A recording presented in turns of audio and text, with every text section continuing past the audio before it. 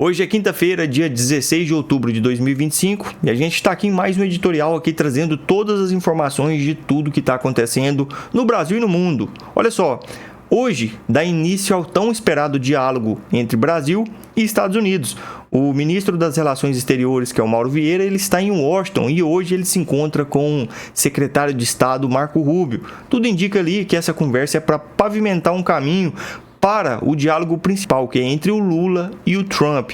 E a gente sabe que da parte do Marco Rubio, ele já deixou muito claro naquela carta que foi publicada, que ele disse que no Brasil hoje tem uma clara perseguição política e uma clara caça às bruxas, como ele mesmo disse.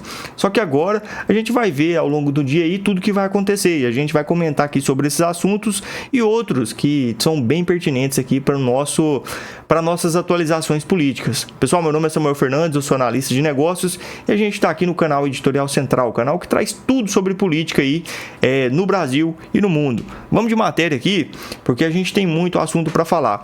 E antes de mais nada, já vai deixando o seu like aí, já comenta, já ajuda o nosso canal a bater a nossa meta aí de 10 mil inscritos. Pessoal, olha só, não tem preço ver a Rede Globo tendo que publicar que o governo brasileiro ele é extremamente...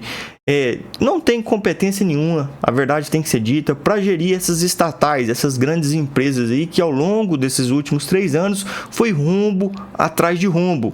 E é muito difícil de a gente ver essas notícias aí, principalmente no Jornal Nacional, mas não está tendo jeito, eles não estão conseguindo esconder toda a realidade que acontece no Brasil hoje. Os Correios anunciaram hoje um plano para cobrir um rombo bilionário nas contas da empresa. O anúncio foi feito pelo presidente dos Correios, Emanuel Rondon, no cargo há menos de um mês. Ele começou falando sobre os prejuízos acumulados nos últimos anos. Disse que a empresa não se adaptou ao aumento da concorrência no setor de encomendas. Nos últimos anos, o que vem acontecendo com a empresa, e isso vem de forma crescente, é que a perda de market share, a perda de competitividade, vem fazendo com que a gente tenha perda de receita. No acumulado do primeiro semestre deste ano, o prejuízo passou de 4 bilhões de reais. A receita obtida pela prestação de serviços encolheu 1 bilhão de reais na comparação com o ano passado. No segmento de encomendas internacionais, por exemplo, a arrecadação caiu mais de 60%. Já as despesas administrativas, que incluem salários e precatórios, cresceram quase 1 bilhão e meio de reais. Diante da crise, a estatal negocia um empréstimo de 20 bilhões de reais com um consórcio de bancos. A operação deve contar com garantias do Tesouro Nacional e com medidas de reestruturação da empresa. Entre elas, um novo plano de demissão voluntária. Os Correios não divulgaram as estimativas de economia e de aumento de receitas com essas medidas. Segundo o presidente Emanuel Rondon, a estatal deve equilibrar as contas no ano que vem e, se tudo der certo, voltar a ter lucro em 2027. Se tudo der certo aí, acredito que não convenceu ninguém, nem eles mesmos. Porque eu acho que assim, o que eles tinham que fazer? Pega o telefone, seja humilde, liga pro Paulo Guedes, liga pro Bolsonaro e pergunta como que coloca tanto lucro, tanto dinheiro no bolso do país quando eles governaram. Porque essas empresas grandes, estatais aí, só deram lucro na época deles. Porque o PT, a gente sabe aí que eles usam, assim, todas essas estatais aí, porque eles não conseguem gerir, de certa forma, empresa nenhuma. Eles não têm competência nenhuma nessa maneira aí. Os números mostram que o Brasil está, assim, falindo. E todos os analistas apontam que no ano de 2027 vai ser um colapso fiscal. E aí, o PT a gente sabe que ele não tem um mínimo compromisso aí com a parte estrutural financeira do país. Então a gente vê mais uma vez claramente que esse pessoal não importa com o bolso fiscal do país, porque é tão importante aí para manter o país na linha. A gente vai colocar agora uma publicação aqui que ela foi muito boa. Na verdade, foi um debate entre a deputada federal Bia Kicis e a Tabata Amaral. Vocês lembram dela? Aquela que o Pablo Marçal detonou em todos os debates que teve na Prefeitura de São Paulo? Pois então, agora eles estão aí, aquela fala do presidente Lula, que ele disse que esse é o pior congresso da história do país, é o tema principal aqui desse debate. E preste bastante atenção para você ver o couro que a Tabata Amaral ela levou nesse debate aqui, porque ela está sustentando que é mesmo, esse congresso ele não faz parte da população, um congresso que não vota a favor do povo, toda aquela narrativa da esquerda. Só que a Bia Kicis, ela desmonta tudo que a Tabata Amaral fala, porque ela entende que Preste bastante atenção aqui que vocês vão entender tudo. O nível do Congresso nunca foi tão baixo, como diz o presidente Lula. Foi um absurdo tão grande. O presidente da República atacar o Congresso dessa forma. O Lula já passou por aqui, foi até constituinte. Bom, foi condenado por roubo, corrupção, desvio, condenado em 3 instâncias e depois descondenado. Tá aí um presidente que apoia terroristas, que se une ao pior que existe no mundo. Eu acho que não dá para falar que na época dele o Congresso tinha um nível melhor. Zé Dirceu foi também deputado, preso. Genuíno era também presidente do PT, foi também parlamentar, preso. Então a gente tem que ver o que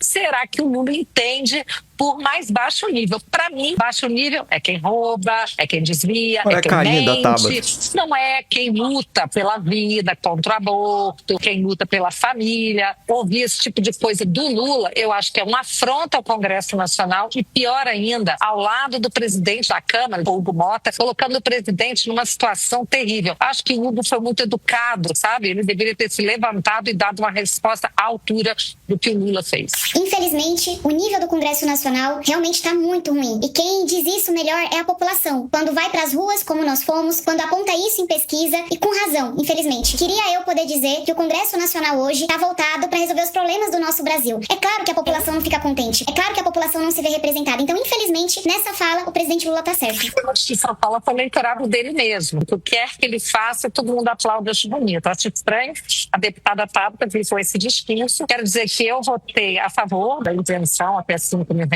contra várias medidas que ela falou aí. Hoje nós votamos na CCJ vários projetos que vão beneficiar professores, alunos. Nós hoje fizemos um esforço concentrado na CCJ para votar apenas projetos voltados para a educação. A deputada Tabata, quando ela apresenta algum projeto que seja bom, a gente vota a favor. Agora, querer dizer que é o bolsonarismo, desculpa. O maior lixo que a gente já teve na história foi produzido pelo PP aqui dentro. O roubo, desvio, petrolão, mensalão. Nunca houve tanta corrupção como com o PT. Não queria atribuir ao bolsonarismo. A PGE acabou de dizer que não conseguiu detectar corrupção no governo Bolsonaro. Vem de querer dizer, buscar projetos como se fosse o bolsonarismo que estivesse provocando isso. Desculpa, Tabata, aqui não tem corrupção. Era a esquerda que ficava gritando genocida baixando o nível. A gente sabe que a esquerda, ela sempre viveu de narrativa. Então, se você consegue tirar as narrativas da esquerda, ela não tem praticamente mais nada. Porque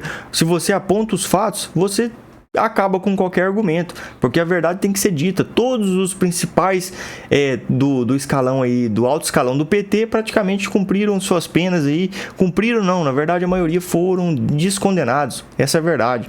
Sérgio Cabral, esse pessoal que todos aí que estava envolvido nesses esquemas de corrupção, mensalão, petrolão, Lava Jato, todo mundo hoje está solto. Hoje não tem um esquerdista preso, esquerdista aí do alto escalão. Aí aquelas pessoas ali do 8 de janeiro que eles tentam sempre argumentar naquela narrativa, que são as pessoas aí que participaram de um golpe de Estado, estão presas aí, condenadas a mais de 14 anos de prisão. A situação no Brasil ela é desse jeito. Se você rouba aí um tri, você é solto aí, praticamente não cumpre pena nenhuma. Agora, se você mancha ali uma estátua de batom, aí você é condenado a pagar mais de 14 anos de prisão, porque você está tramando contra o Estado Democrático de Direito.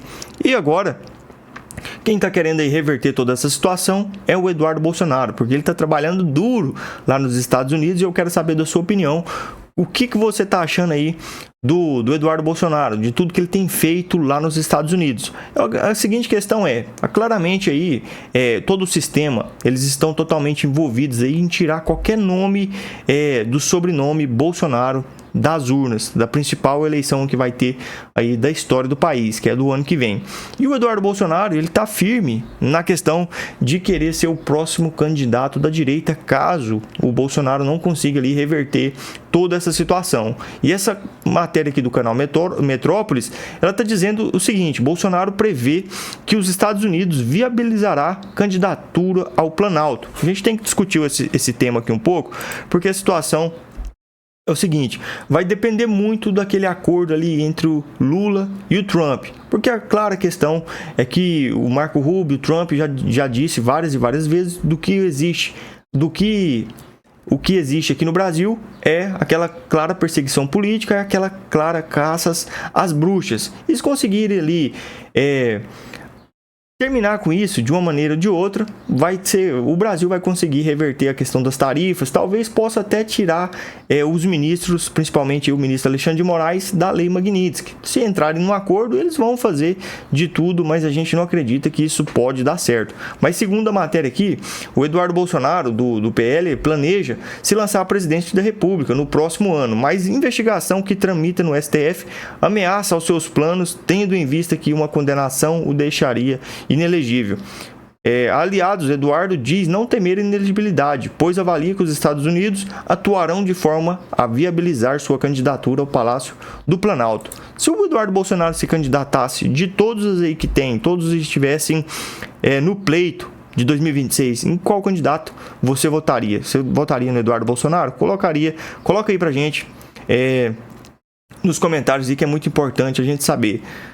O deputado sustenta que os ministros do STF estariam atraindo para si novas sanções da Casa Branca, caso o condenem por coação no curso do processo. O parlamentar é acusado de articular punições a magistrados na tentativa de alterar o curso do julgamento do ex-presidente Bolsonaro. Isso aqui é aquela matéria antiga, mas foi realmente o que aconteceu. Eduardo Bolsonaro argumenta que as sanções foram definidas por Washington e não por ele próprio, e prevê reação do governo de Donald Trump caso o Supremo avance para condená-lo. A gente vê aí que a situação ela não é fácil para ninguém. O Eduardo Bolsonaro está assim empenhado, porque ele sim é um cara que representou a direita em tudo que aconteceu. Imagine só se não tivesse todas essas denúncias aí envolvidas de tudo que aconteceu no Brasil. Os Estados Unidos poderiam até ter visto, mas não com tanta rapidez assim. Isso é o que a gente entende, porque só aconteceu o que aconteceu por conta que Eduardo Bolsonaro e Paulo Figueiredo estavam trabalhando firme nos Estados Unidos. Porque a perseguição ela poderia estar muito maior, essas tramitações aí de regulação de redes, talvez já teria explodido tudo aqui no Brasil. Porque a gente sabe que o sistema que o PT e toda a esquerda mundial trabalha da seguinte maneira, de detonar com todos que pensam o contrário. Agora, vamos colocar aqui uma última publicação do nosso vídeo, que é essa informação que saiu no canal Moon, onde diz que o Rodrigo Pacheco deve ser o vice de Lula se Alckmin for ao governo de São Paulo. A gente sabe aí que ele foi o presidente do Senado aí por 2 anos, um cara aí que é o braço direito ali do Lula praticamente aí dentro do Senado, e é um cara aí possivelmente o próximo candidato a vice-presidente do Lula para 2026. Olha só, segundo o site Moon BH, voltou a circular em Brasília a hipótese de Geraldo Alckmin, hoje vice-presidente, disputar o governo de São Paulo em 2026. A leitura é simples. Alckmin tem o recal, rede e viabilidade do maior colégio eleitoral do país. Se ele trocar a vice por São Paulo, Lula precisará de um novo ou nova vice. E aí o trabalho do tabuleiro mineiro com o Rodrigo Pacheco. A gente sabe aí que o Rodrigo Pacheco é um cara aí que o Lula confia, porque ele sempre se movimentou do jeito que ele quis. E é essas informações que a gente conseguiu trazer dentro desse vídeo. Se você gostou, deixe seu like, já comenta aí, ajuda o nosso canal a bater a nossa meta. Tamo junto, até o próximo vídeo, se Deus quiser.